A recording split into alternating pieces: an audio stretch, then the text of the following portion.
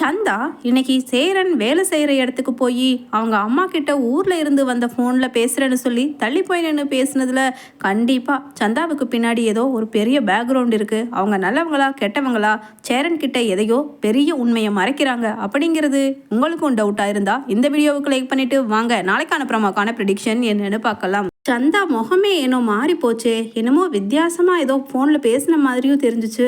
சரி, நம்ம நோண்டி நோண்டி கேட்டு அவங்களோட ப்ரைவசியில் தலையிடக்கூடாது அப்படின்னு நினச்சிக்கிட்டு சேரன் வேலையை செய்ய ஆரம்பிக்கிறாரு.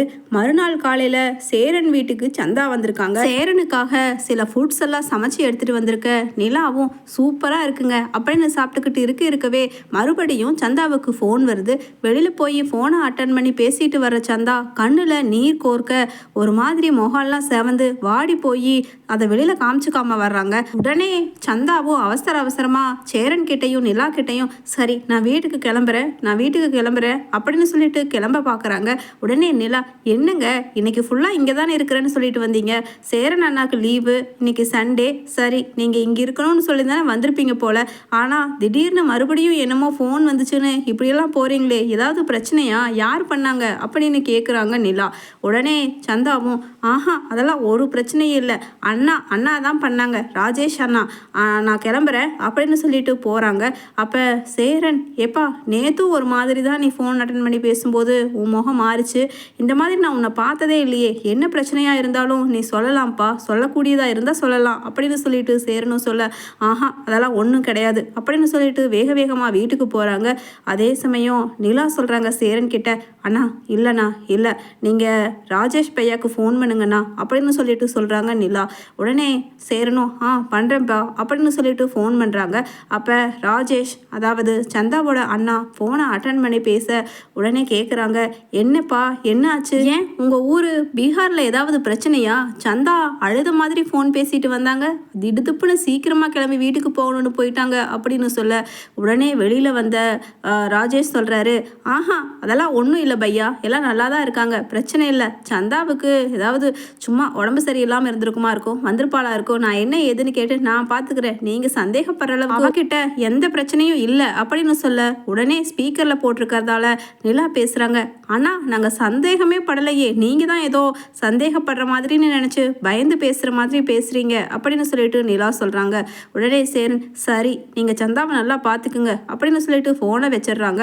அதே சமயம் நிலாவுக்கு அண்ணன் கண்டிப்பாக சந்தா கிட்ட இந்த 2 நாளாக ஏதோ மாற்றம் தெரியுதுன்னு, அவங்க இன்னைக்கு வந்தது கூட ஏதோ ஒரு உள்நோக்கத்தில் வந்த மாதிரி எனக்கு தோணுச்சு, எப்பவும் போல அவங்க இல்லை, கண்டிப்பாக ஏதோ பிரச்சனை நடக்குது பீகார்லங்கிறது மட்டும் தெரியுதுன்னு, நம்ம எதுக்கும் இப்போ சந்தா வீட்டுக்கு போய் பார்ப்போம் அப்படின்னு சொல்லிட்டு நிலா சொல்ல உடனே எப்படிப்பா இப்போதான் சந்தா போனாங்க, பின்னாடியே நம்ம போனால் அங்கே ராஜேஷும் சந்தாவும் நம்மளை என்ன நினைப்பாங்க அப்படின்னு சொல்ல உடனே சோழன் சொல்கிறாரு அதனால் என்னென்ன நம்ம இதோ இப்போ சந்தா எடுத்துகிட்டு வந்துச்சுல இந்த டிஃபன் பாக்ஸ் எல்லாம் நம்ம கழுவி எடுத்து ஏதாவது நாமளும் சமைச்சோன்னு சொல்லி வாங்கிட்டு போய் கொடுத்துட்டு வருவோம் அப்படின்னு சொல்லிட்டு சோழன் சொல்கிறாரு.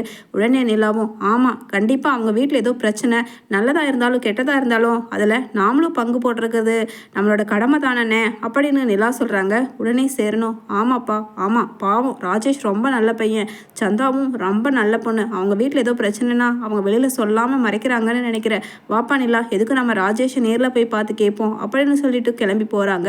அப்போ அங்கே போய் பார்த்தா அந்த வீட்டில் ஒரு வயசான லேடியும் கூட ஒரு குழந்தையும் வந்து நிற்கிறாங்க. அதை பார்த்துட்டு சந்தா அழுகிறாங்க. அந்த குழந்தைய கட்டி அணைச்சு அதை எல்லாத்தையுமே நிலாவும் சேரனும் சோழனும் வெளியில் நின்று பார்த்துடுறாங்க. அதே சமயம் இவங்க வந்தது தெரியாமல் உள்ள அவங்க பாஷையில் பேசிக்கிட்டு இருக்காங்க. அப்போ சந்தா அவங்க அம்மாவை ரொம்ப வேகமாக திட்டிக்கிட்டு இருக்க, அதே சமயம் சந்தாவோட அம்மா வயசான லேடியும் சந்தாவை திருப்பிக்கு திட்டிக்கிட்டு இருக்காங்க.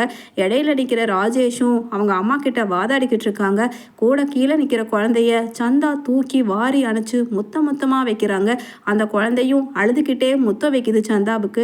அவங்க 2 பேரும் படிக்கிறத பார்த்துட்டு ராஜேஷும் அவங்க அம்மாவும் கண் கலங்கி உட்காந்துடுறாங்க ரொம்ப சென்டிமெண்ட் ஆகி.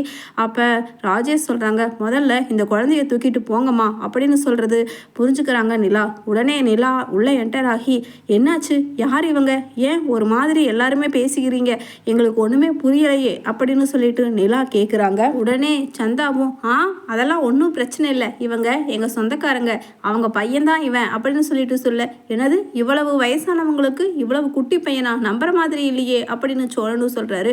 உடனே ராஜேஷும் ஆஹா இல்லை இல்லை இவங்களோட பேரை அப்படின்னு சொல்லிட்டு சொல்கிறாங்க. சரி இவங்க உங்களுக்கு என்ன முறை வேணும் ராஜேஷ் அப்படின்னு சொல்லிட்டு சேரன் கேட்க, இவங்க எனக்கு அம்மா முறை தான், எங்கள் அம்மாவோட அக்கா அப்படின்னு சொல்லிட்டு பொய் சொல்லி தான் திக்கு முக்காடி பேசுகிறாங்க ராஜேஷும் சந்தாவும். அதே சமயம் நிலாவுக்கு அந்த குழந்தைய சந்தா வாரி அணைச்சு முத்தமிடுறதும், அந்த குழந்தை அவங்க அம்மா போல தாய் பாசத்தோட உருகி முத்தமிடுறதையும் பார்த்துட்டு என்னமோ இவங்களுக்குள்ளே இருக்குது, ஆனால் சந்தா அதை மறைக்கிறாங்க அப்படின்னு சொல்லி நினச்சிக்கிட்டு, சரி நீங்கள் எதுக்கு வந்தீங்க வாங்க அப்படின்னு சொல்லிட்டு ராஜேஷ் கேட்குறாரு. எங்கள் வீட்டில் இன்னைக்கு மட்டன் பிரியாணி எல்லாம் வறுவல் அது இதுன்னு நிறைய தடபுடலாக பண்ணோமா, சந்தா வந்திருக்குன்னு சொல்லி தான் அண்ணன் நல்லா பண்ணலான்னு சொல்லி எல்லாம் வாங்கிட்டு வந்தார். அதுக்கப்புறம் தான் சந்தா அழுதுகிட்டு அவசர அவசரமாக வந்துட்டாங்கன்னு சொல்லி நாங்கள் பண்ணி எடுத்துகிட்டு வந்தோம், இந்தாங்க எல்லாரும் உட்காந்து சாப்பிடுங்க அப்படின்னு சொல்ல, உடனே அந்த குழந்தைக்கு பாசமாக ஊட்டி விடுறாங்க சந்தா.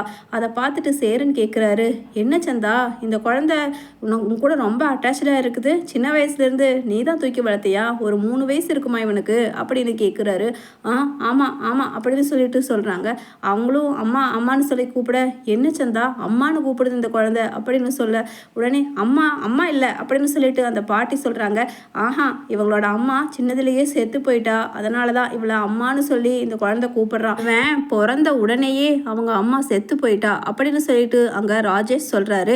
உடனே அந்த லேடி ஓல்டு லேடி சொல்கிறாங்க, ஏன் பொய் சொல்கிற, பெத்த பையனை அடுத்தவங்க பெத்தாங்கன்னு சொல்லி சொல்கிறியே, உனக்கு கொஞ்சமாவது அறிவு இருக்கா, ஏன் உன் தங்கச்சி வாழ்க்கைக்கு வேண்டி இந்த குழந்தையோட வாழ்க்கையை இப்படி மண்ணள்ளி போடுறியே, யாராவது ஒரு நல்ல மனுஷன், அதுதான் என் தம்பி கெட்டவனோ நல்லவனோ அவன் இவளை கட்டிக்கிறேன்னு சொல்கிறான்ல, பேசாமல் அவன் கூடயே வாழ வேண்டியது தானே, இவன் ஏற்கனவே ஒரு தடவை கல்யாணம் ஆகி புருஷன் இறந்தவளை வேற யாரு கட்டிக்குவா, அவன் கெட்டவன் தான் என் தம்பி, ஆனால் இவளுக்கு வாழ்க்கை கொடுக்கறதுக்கு யார் வருவா அப்படின்னு சொல்ல, உடனே ராஜேஷ் சொல்கிறாரு, இதை பற்றி நம்ம அப்புறம் பேசுவோம், கொஞ்சம் வாயை மூடு அப்படின்னு சொல்லிட்டு சொல்கிறாங்க.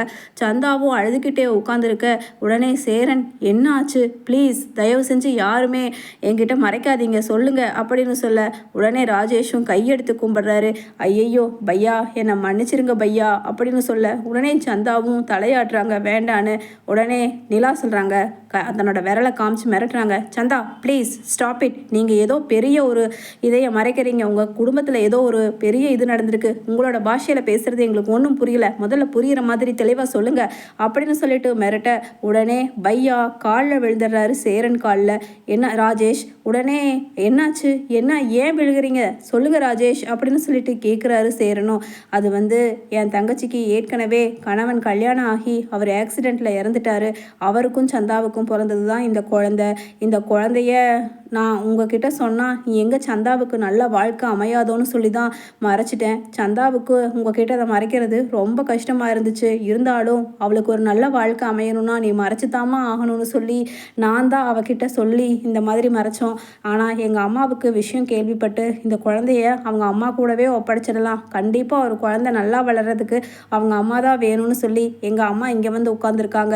அப்படி குழந்தை வேண்டான்னு சொல்லி ஒருத்தனை கல்யாணம் பண்ணுனா கடைசியில் அவன் அந்த குழந்தைய பார்க்கவே மாட்டான். அதனால தான் என் தம்பி குடிகாரன் கெட்டவன் பணத்துக்கு ஆசைப்படுறவனாக இருந்தாலும் அவனுக்கு சந்தாவை கல்யாணம் பண்ணி வச்சா எப்படியா இருந்தாலும் அந்த குழந்தைய பற்றின விஷயம் அவனுக்கு தெரிஞ்சிருக்கிறதால அந்த குழந்தைய கடைசி வரைக்கும் எப்படியோ எல்லாரும் சேர்ந்து வளர்த்தி விடலான்னு சொல்லி தான் நான் அப்படி சொன்னேன் அப்படின்னு சொல்லிட்டு எல்லாருமே சொல்லிடுறாங்க உண்மையை. உடனே சேரன் சொல்கிறாரு, சந்தா நீ இவ்வளவு தான் என்னை புரிஞ்சுட்டதா, நீ உண்மையிலேயே நல்ல பொண்ணு சந்தா, ஆனால் உனக்கு ஒரு குழந்தை இப்படி ஒரு கடவுள் ஆண்டவ கொடுத்ததை நீ வேண்டான்னு விட்டுட்டு எப்படி என் கூட வாழ முடியும், அந்த குழந்தையையும் நான் ஏற்றுக்கிறேன் அப்படின்னு சொல்லிட்டு சொல்கிறாரு சேரன். நிலா பெருமிதமாக பார்க்குறாங்க சேரனை பார்த்து.